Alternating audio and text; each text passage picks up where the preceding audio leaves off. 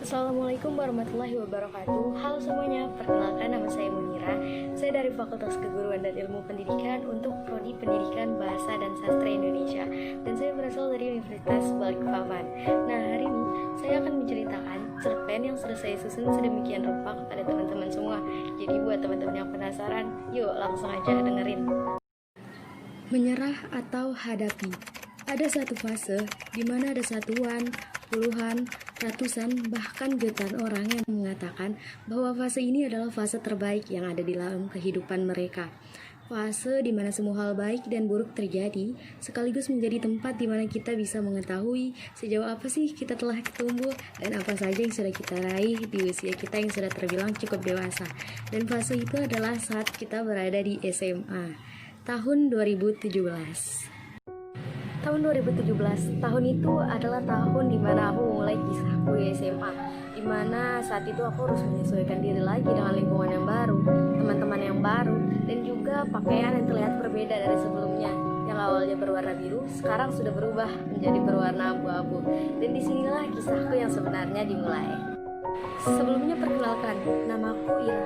Aku anak pertama dari 3 bersaudara. Aku memiliki seorang adik laki-laki dan seorang adik perempuan. Dan aku memiliki hobi menari, membaca, dan mendengarkan musik. Dan biasanya aku melakukannya saat aku memiliki waktu luang. Pada saat pertama kali aku datang ke SMA, sangat sulit untuk menemukan seseorang yang aku kenali. Karena pada saat itu, mulai dari gerbang sekolah hingga menuju ke lapangan, jalanan dipenuhi oleh siswa baru. Mungkin alasannya karena waktu itu kami belum mendapat kelas untuk kami tempati. Akhirnya kami dipanggil untuk pembagian kelas, dan ternyata saat pengumuman aku mendapat kelas 10 IPA 3 dan aku merasa sangat senang. Hari pertama menuju ke kelas setelah menentukan jurusan. Aku berjalan ke kelas dan saat aku berada di ambang pintu, seseorang yang terlihat asing menyapa aku. Hai, kenalin, aku Bella. Mau duduk bareng aku nggak? Kebetulan aku belum dapat teman sebangku nih. Kemudian aku menjawab, oh hai juga, kenalin, aku Ira. Boleh deh. Dan akhirnya kami menuju ke tempat duduk yang akan kami tempati selama 1 tahun ke depan. Setelah mendapat tempat duduk, hari demi hari kami lewati bersama. Kami menceritakan banyak hal, termasuk mimpi kami. Meskipun masih terlalu awal untuk membicarakan mimpi, tapi pembicaraan itulah yang membuat kami semakin dekat. Akhirnya 1 tahun berlalu. Banyak sekali hal yang aku lalui dalam waktu setahun tersebut. Dan tidak terasa ternyata sekarang aku sudah berada di kelas 11. Saat hari pertama masuk ke ruang kelas yang baru, aku datang lebih awal dari biasanya, sehingga suasana kelas saat itu masih hening karena masih sangat pagi.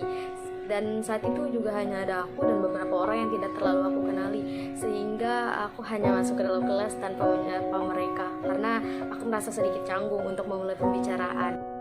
Tak butuh waktu lama, akhirnya siswa-siswa yang lain pun berdatangan satu persatu. Sampai akhirnya seseorang yang aku kenali datang dan berkata, "Oh Ira, aku duduk sini ya," katanya sambil tersenyum meletakkan tasnya di atas meja.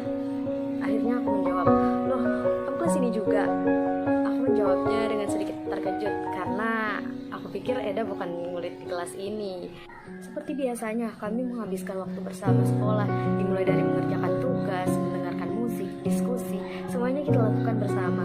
Dan pada saat itu juga kami menjadi lebih serius dari sebelumnya tentang hal-hal yang berhubungan dengan mimpi kami.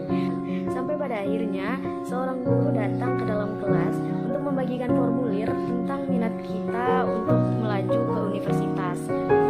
Kemudian saat itu formulir kami dibagikan dan Eda bertanya, "Rah, kamu mau ngambil jurusan apa?" tanya Eda. Kemudian aku menjawab, "Aku pengen ngambil jurusan yang berhubungan dengan pendidikan dah. Kamu gimana?" Jawabku sambil mengisi data di formulir. "Aku pengen ngambil jurusan yang berhubungan di perpajakan, Rah," kata Eda. Setelah kami mengisi formulir tersebut, kami makin yakin bahwasannya kami pasti bisa menggapai mimpi kami, apapun rintangannya. Dan tidak terasa setahun berlalu. Dan akhirnya sekarang kami sudah berada di kelas 12, di mana tahun ini adalah tahun di mana kita bisa terbilang sudah cukup dewasa baik secara fisik, pikiran, dan cara menanggapi sesuatu. Saat aku selesai mendaftar ulang, akhirnya aku mendapat kelas yang baru yang akan aku tempati di kelas 12. Dan saat aku melihat daftar nama teman yang akan aku temani selama 1 tahun ke depan, ternyata aku kembali sekelas dengan Eda. Dan akhirnya kami memutuskan untuk duduk bersama kembali. Di kelas 12 satu semester berlalu begitu saja dan akhirnya kami sudah berada di semester kedua, di mana kami melewati banyak tryout, ujian, dan pada saat itu juga kami melakukan pendaftaran SNMPTN.